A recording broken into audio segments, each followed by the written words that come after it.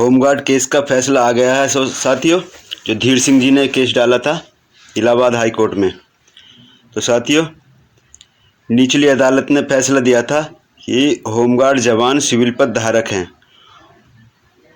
उसी को लेकर प्रदेश सरकार हाई कोर्ट पहुंच गई थी, तो उसी केस का फैसला आया है।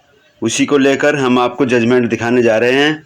तो जजमेंट को ध्यान से सुनना है साथियों, पूरा ध्यान से देखना है। वीडियो को स्किप बिल्कुल ना करें, हो सकता है थोड़ा लंबा हो जाए। वीडियो को लाइक और दोस्तों को शेयर कर दें और कमेंट बॉक्स में अपनी राय ज़रूर दिया करें साथियों। आप किस राज्य से, किस ज़िले से बोल रहे हैं और चैनल पर पहली बार हैं तो चैनल को सब्सक्राइब करके आल की घंटी पर सेट कर दें ताकि हमारे वीडियो का नोटिफिकेशन आपके पास तक सबसे पहले पहुंच जाए। तो चलते हैं साथियों। तो दोस्तों, कुछ लोग दूसरे राज्य की खबर देखकर खबर को फर्जी बता देते हैं। खबर फर्जी नहीं है। हमें पूरे भारत के ऑल इंडिया होमगार्ड के किसी भी राज्य की कोई भी खबर हो उस पर हमें नज़र बनाकर रखनी है और पूरे ध्यान से समझना है किस राज्य में क्या चल रहा है। तो चलते हैं खबर की तरफ। क्या खबर है तो साथियों दिया है कोर्ट नंबर 29 है, केस नंबर विशेष अपील संख्या 409/2023। अपीलकर्ता उत्तर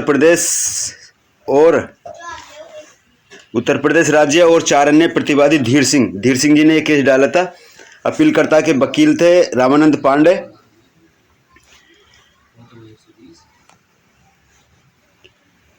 केस अपील संख्या 425/2023। अपीलकर्ता उत्तर प्रदेश राज्य और 3 अन्य प्रतिवादी कंचन सिंह। अपीलकर्ता के वकील रामानंद पांडे। प्रतिवादी के वकील शैलेश शर्मा। तो साथियों ये जजमेंट आया था 7/7/2023 को, 31/5/2023 को आरक्षित कर लिया था। ये केस सुरक्षित रख लिया था कोर्ट ने। माननीय श्रीमती सुशीला अग्रवाल, जस्टिस सुनीता अग्रवाल द्वारा दिया गया फैसला है। ये नंबर 1 पर दिया है, राज्य अपीलकर्ताओं की ओर से उपस्थित विद्वान अतिरिक्त मुख्य स्थायी वकील श्री रामानंद पांडे और प्रतिवादी की ओर से उपस्थित विद्वान वकील श्री शैलेश वर्मा को सुना गया। तो साथियों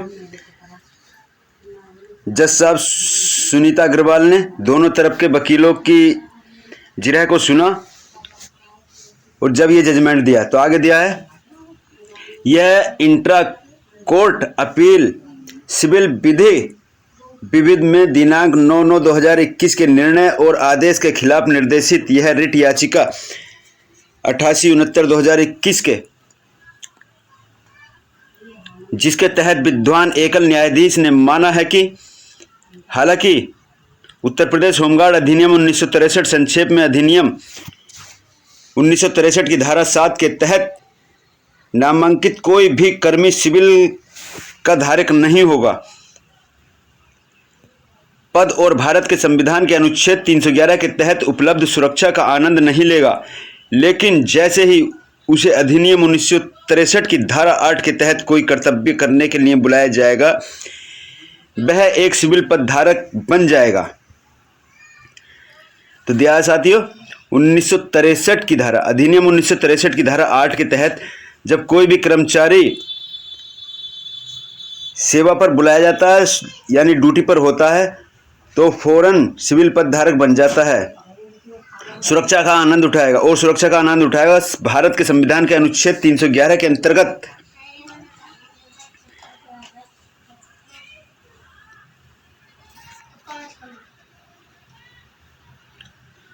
समूह डी पदों के धारकों के लिए कोई सेवा नियम नहीं बनाए गए हैं, इसलिए राज्य को सलाह दी जाती है कि वे नियम बनाने के लिए कदम उठाएं।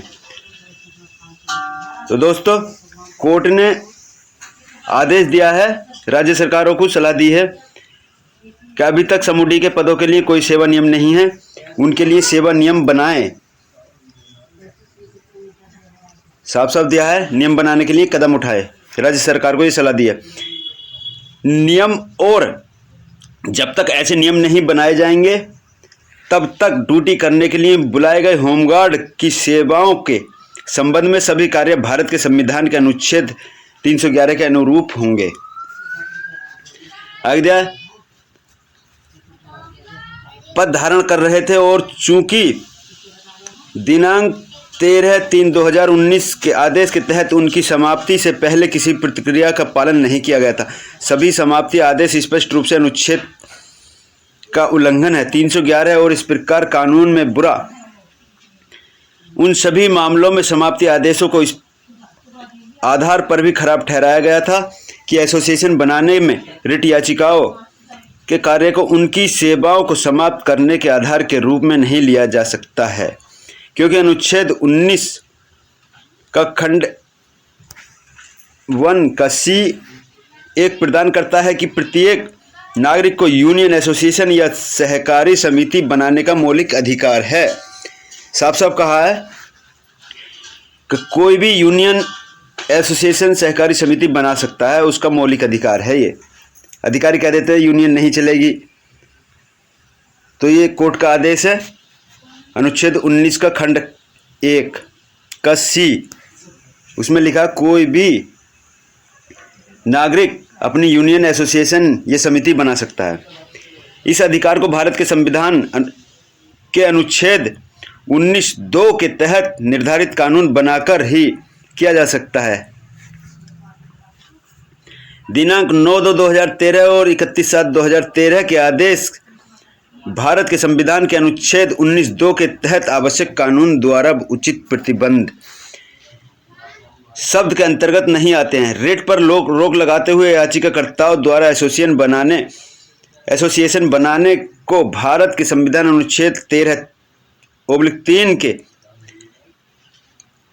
अर्थ के अंतर्गत एक कानून के रूप में नहीं माना जा सकता और इसके अलावा यह भारत के संविधान के अनुच्छेद 14 का स्पष्ट उल्लंघन है। ऐसा प्रतीत होता है कि एसोसिएशन बनाने पर प्रतिबंध लगाने का कोई औचित्य नहीं होता। आगे दिया, उपरोक्त टिप्पणियों के मद्देनजर समाप्ति आदेशों को रद्द करते हुए निर्देश दिया गया था कि रिट याचिकाकर्ताओं को जारी रखने की अनुमति दी जाएगी और बर्खास्तगी से पहले उनके वेतन मंजूरी का भुगतान किया जाएगा जिसके वे हकदार हैं। तो साफ साफ दिया है दोस्तों, अगर किसी को बर्खास्त किया जाएगा तो उससे पहले उसके वेतन मजदूरी का भुगतान किया जाएगा जिसके वो हकदार होते हैं। कानून बकाये के संबंध में काम नहीं तो वेतन नहीं के सिद्धांत को लागू करते हुए रिट याचिकाओं को भुगतान करने से इनकार कर दिया जाएगा।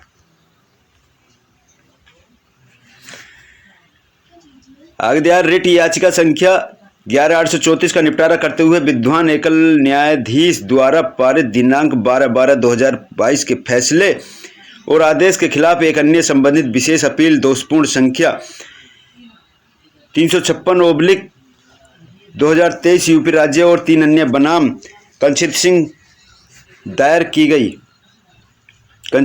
द्वारा दायर की गई धीर सिंह के मामले में उपरोक्त रिट याचिका में पारित निर्णय और आदेश दिनांक 9/9/2021 के आदेश पर अन्य रिट याचिकाओं से जुड़ा 2020 का विद्वान एकल न्यायाधीश द्वारा माना गया रिट याचिकाकर्ता का मामला।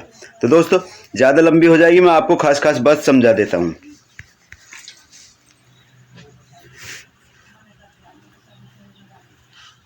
दोनों पक्षों के विद्वान वकीलों की दलीलों पर ध्यान देने के बाद हमें यूपी के प्रावधानों को पढ़ना आवश्यक है। स्वयंसेवी बल के रूप में उक्त प्रावधान के तहत होमगार्ड की नियुक्ति का प्रकृति का पता लगाने के लिए होमगार्ड अधिनियम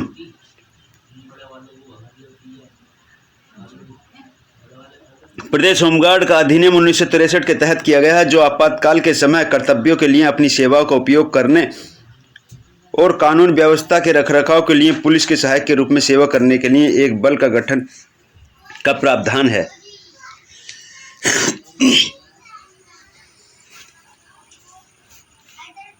दिया गया होमगार्ड के कार्यों को धारा 4 के निम्नानुसार सूचीबद्ध किया जाता है। होमगार्ड के निम्नलिखित कार्य होंगे। वे पुलिस सहायक के रूप में काम करेंगे। ये तो पुरानी बातें, ये सब पढ़ लिया है।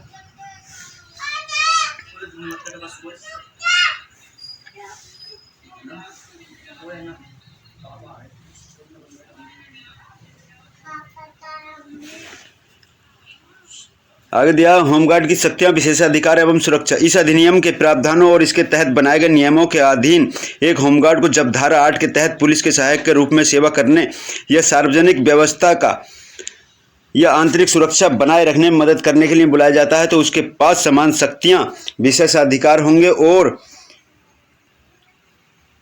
किसी भी समय लागू अधिनियम के तहत नियुक्त पुलिस बल के सदस्य के रूप में सुरक्षा और ऐसे अनुकूल और संशोधनों के अधीन होंगी जो राज्य सरकार द्वारा आधिकारिक राजपत्र में अधिसूचना द्वारा किए जा सकते हैं के प्रावधानों के अधीन होंगे। पुलिस अधिनियम 1861 और उसके तहत बनाए गए नियम या विनियम उसी तरीके से और उसी सीमा तक यदि वह चाहते हैं तो साथियों, जब कोई भी जवान ड्यूटी पर होता है तो वो धारा 8 के अंतर्गत होता है। जो नियम या अधिकार एक पुलिस कांस्टेबल को होते हैं वही एक होमगार्ड जवान को भी होते हैं ड्यूटी पर होने के बावजूद। आगे दिया है, एक होमगार्ड के रूप में अपने कर्तव्य का निर्वहन में उसके द्वारा किए गए या किए जाने वाले किसी भी कार्य के संबंध में किसी होमगार्ड के खिलाफ कोई अभियोजन शुरू नहीं किया जाएगा सिवाय उस क्षेत्र पर अधिकार क्षेत्र रखने वाले जिला मजिस्ट्रेट की पूर्व मंजूरी के बिना जिसमें होमगार्ड नामांकित था या जिसमें कृत किया गया था।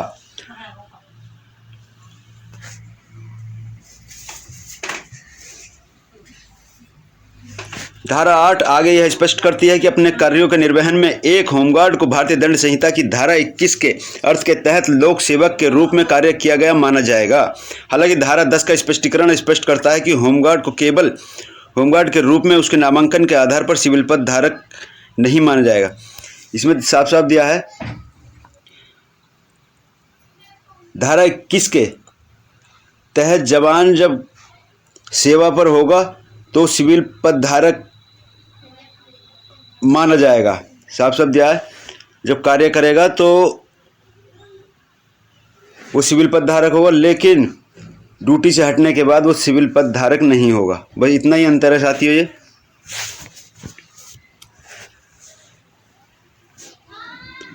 आगे दिया है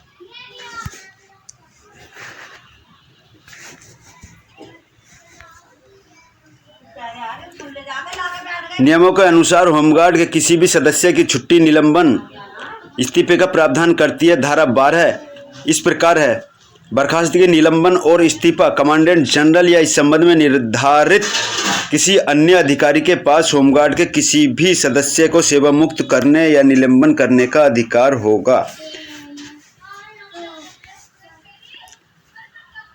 ये खास बात है, इसे ध्यान से समझना साथियों।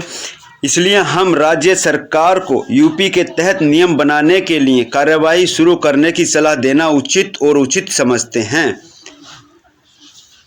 ये कोर्ट का बयान है साथियों। होमगार्ड अधिनियम 1963 ताकि उसकी नियुक्ति की अवधि के दौरान होमगार्ड के किसी भी सदस्य की सेवा मुक्ति या निलंबन की शर्तों को विनियमित किया जा सकता है। इस आदेश की प्रति प्रमुख सचिव अथवा सचिव होमगार्ड्स विभाग राज्य उत्तर प्रदेश को भेजी जाए। लखनऊ में इस सलाह को होमगार्ड अधिनियम 1963 की धारा 12 की उपधारा 1 के तहत एक विधायी आदेश के रूप में माना जाए और यथाशीघ्र उचित दिशाओं में आवश्यक कार्यवाही की जाए। तो कोर्ट ने आदेश दे दिया है कि जो भी उचित दिशाएं हैं उन पर आवश्यक कार्रवाई शुरू कर दी जाए।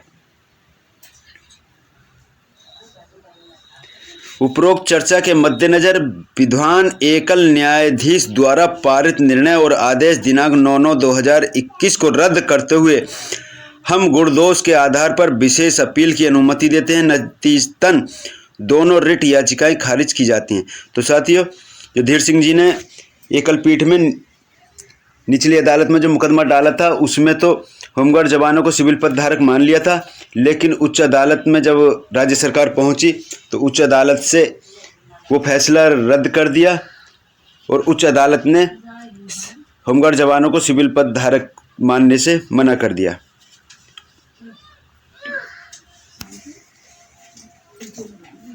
इसी के मद्देनजर एक अखबार की कटिंग आई साथियों जिसमें दिया है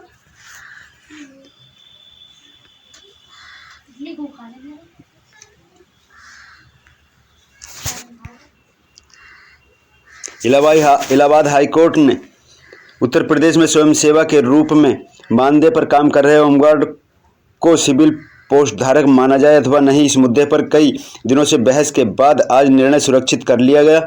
उत्तर प्रदेश सरकार की तरफ से एकल न्यायाधीश के आदेश को 2 जजों की खंडपीठ के समक्ष विशेष अपील में चुनौती दी गई।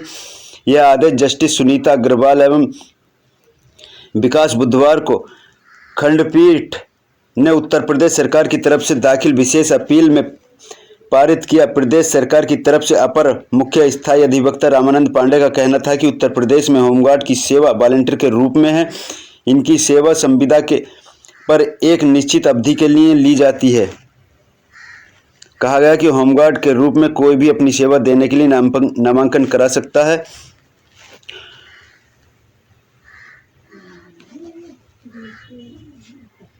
आम लोगों में से ही ड्यूटी के लिए बुलाया जाता है। सरकार की तरफ से कहा गया कि इनकी सेवाएं सरकारी सेवा नहीं है, इस कारण इन्हें सिविल पोस्ट होल्डर नहीं कहा जा सकता। याची धीर सिंह की तरफ से अधिवक्ता का कहना था कि होमगार्ड सिविल पद धारक हैं। उनका कहना था कि एकल जज ने भी इन्हें सिविल पद धारक माना है। तो साथियों, धीर सिंह जी के वकील जो थे उन्होंने कहा हाईकोर्ट में कि एकल जज ने भी इन्हें सिविल पद धारक माना है, इसलिए आप भी इन्हें सिविल पद धारक माने। एकल जज के आदेश में कोई कानूनी त्रुटि नहीं है, वकील साहब ने कहा। कोर्ट ने सभी पक्षों की दलीलें सुनने के बाद इस मुद्दे पर अपना फैसला सुरक्षित रख लिया था।